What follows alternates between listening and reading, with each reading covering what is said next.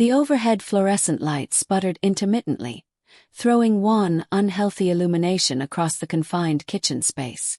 Long shadows sprawled across the grease-stained floor, interrupted by the perpetual movement of workers weaving in and out. The CEO, now clothed in a used apron and weathered baseball cap, made a show of cleaning the countertops, though his gaze repeatedly wandered toward the rear corner. There, bent over a massive commercial sink, labored the dishwasher. His spine curved slightly forward, shoulders sagging under the weight of fatigue.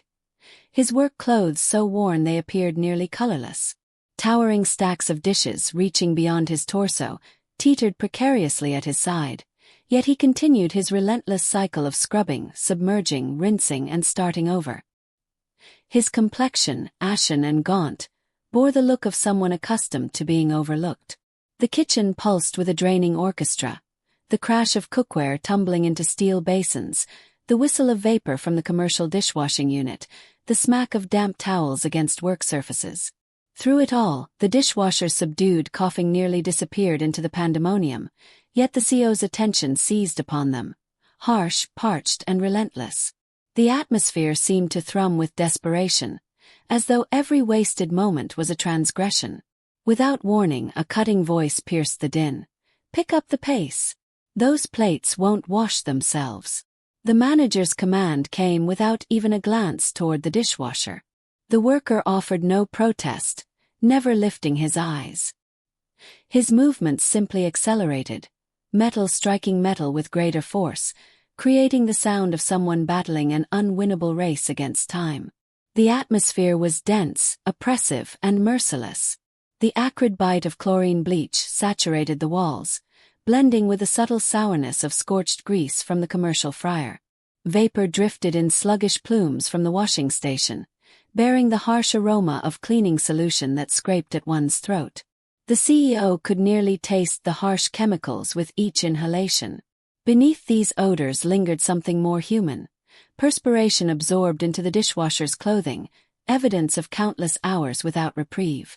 Occasionally, the metallic scent of blood entered the air as the man cut himself on razor-sharp utensils. Still he labored on, cleansing the injury in blistering water as though suffering required no recognition. The CEO chose to assist, grasping a dish and lowering it into the sudsy basin. The instant his hands entered the water, scorching heat burned his flesh, too intense to endure beyond moments. He recoiled by instinct, while the dishwasher continued his scrubbing without a tremor. His hands, inflamed and split from endless soaking, showed raw skin across the knuckles and pale welts dotting his fingertips, yet he operated with robotic efficiency, handling each dish as merely another challenge to overcome.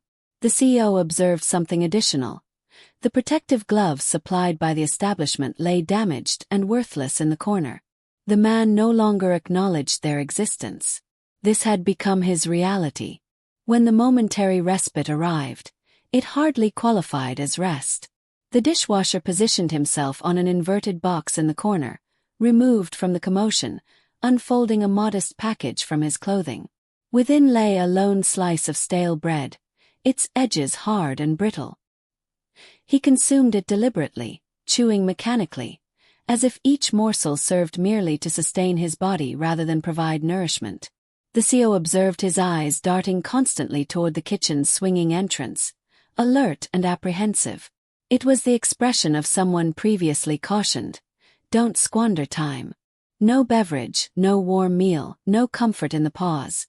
Simply a laborer borrowing moments to restore himself before returning to the heat and moisture. The CEO experienced a tightening in his abdomen, a blend of fury and mortification. He had assumed this disguise to observe his company's operations from the foundation upward, anticipating he might discover operational flaws or perhaps one or two indolent employees. Instead, this represented something far more troubling. Before him stood a man laboring through consecutive shifts without additional compensation, bearing scalds, sores, and starvation, all while maintaining silence from terror. The CEO's thoughts revisited every corporate document he had endorsed claiming high worker contentment. He could now perceive how distant reality was from the documentation. His pulse intensified within his ribcage. This transcended simple compensation issues. This concerned a human being whose dignity had been systematically eroded. Standing in that stifling kitchen, the CEO understood this revelation would forever transform his approach to leading his enterprise.